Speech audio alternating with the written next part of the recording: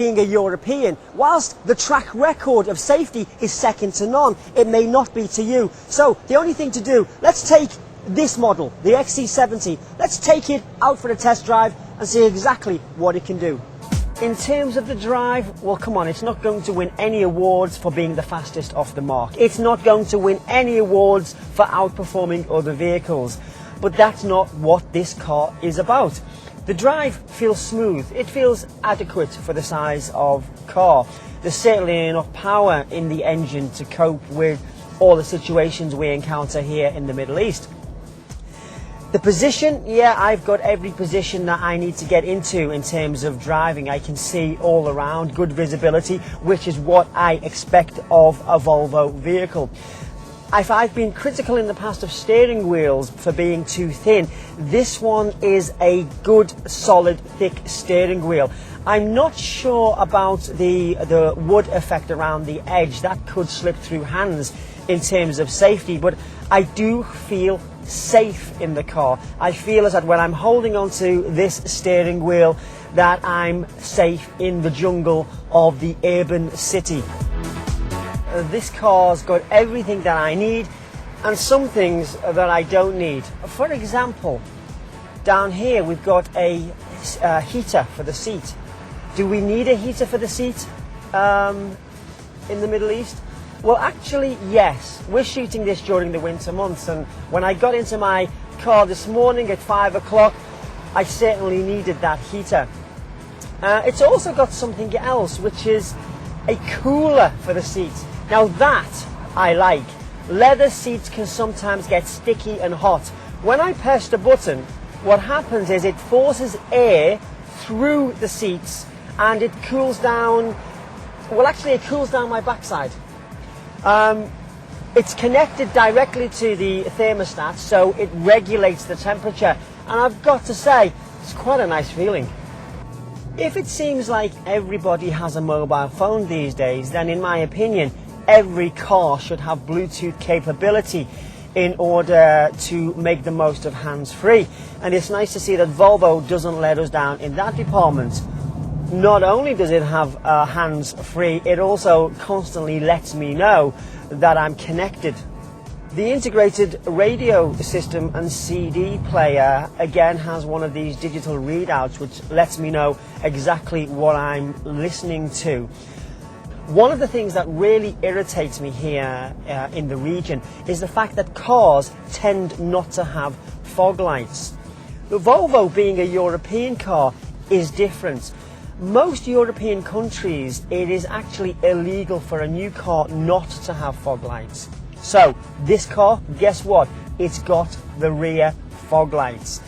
It's quite important to have that because we are noticing a change in the weather. We are right now in the winter months. We could have fog, and I don't want to advocate the use of hazard lights whilst driving. It takes away the whole safety aspect. So fog lights, let's have more cars copy Volvo and put rear fog lights on the cars. You may have noticed during these shoots that I always drive with my lights on. Yes, it looks better for camera, but actually even when I'm not filming, I drive with my headlights on all the time. There's a safety reason behind it, and one day when I get a chance I'll explain it. So it's nice to know that the Volvo XC70, if I forget to put my lights off, when I take the key out of the ignition, the lights go off automatically. Saves the battery. Now I'm driving down these roads, these residential roads in Jumeirah in the Emirate of Dubai, and I'm doing it with good reason. You see, this area, being a residential family area, reflects what this car is all about. This car is a good, strong, sturdy family car. A car to put your family in at the weekends and off you go for a long drive. A car to put your family in and go off and do the midweek shopping. Whatever it is, this car belongs here in this residential area. And I've got to say, even though it's quite a sizable car, it does handle these small roads more than adequately. Some of the other features the car has is lights that look around a corner. It also has something called HDC, which is hill descent control, which means that if you're coming down a steep hill, you turn this on, it will control the rate that you descend. Now remember, the XC70 is an all-wheel drive. That doesn't mean it's a 4x4. You certainly couldn't take it into the sand. However, if you engage the HDC and put it into a lower gear, the car can handle small areas that you may encounter as you're driving around. So I've just engaged the HDC as we come down here, slowing the car down, coming through. You just hear some of it slowing the car. And this is it. I wouldn't recommend that you take it off up to Hlabab or somewhere where there's heavy sand, but it can certainly cope with areas like this, which we often find in most places that we live. It's quite important though that once you come off, that straight away you turn off the hill control and make sure you get back to a normal driving, because it can ruin the car. Now, if I'm harping on about this being a family car, it's only right that it's made for children as well. If we have a look in the back here, if I get into the car here and move up to the opposite side, there's actually no need, if you have an XC70, for a child seat.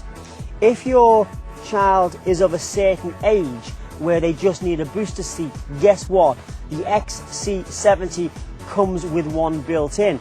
All I do, I put my hand underneath, I release a button, up it pops, snap it into place, and there we have it, an instant child seat. Come on, that has got to be clever.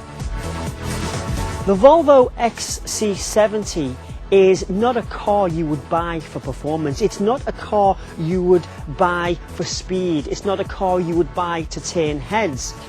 Indeed, Volvo, it's very difficult for them to actually get a market in the Middle East, where it's dominated by the Japanese market. But those of us who know Volvo from Europe know that it's all about safety and convenience. You're coming out of the supermarket with your family, bags in hands. It's nice to know the car will do that. It's also nice to know that once everything is in there and you're handling the children and the dog and whatever else you've got, just by a simple push of the button, the car will actually do that. Being an estate car, it has a larger than average trunk size or boot size, depending on where you're from, of course. It has a lot of safety features built into this. For example, it has the metal rungs that go along either side, whereby if you're putting in quite a large load, you're able to use these to tie things down in. We have this little unique feature here.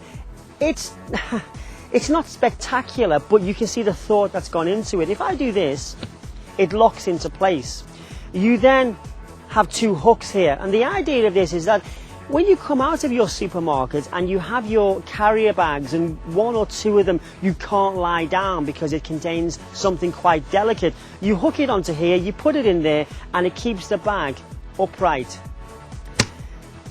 Being a family car, it may be the fact that you have a dog, so this comes equipped with a nice sturdy rail on the inside. Another convenience this car has is on those hot days when you're coming towards your car, you want the windows to be down, you want the air to blow through quite quickly. So if I do this, not only do the windows open, I press it for a second time, down come the windows. Again, it works in the opposite way. If you get out with children, how many times do you get out and the children have left the windows open, you're too far away, you don't want to go back? The same thing happens. If you press it twice, first one folds the mirrors away, the second one, by keeping your finger on it and carrying on, walking back to the house with everything, the windows close. Convenience.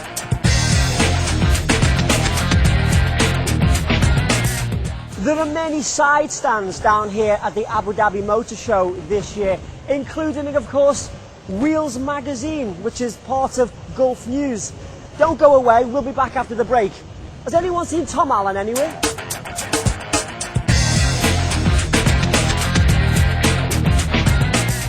Brought to you in association with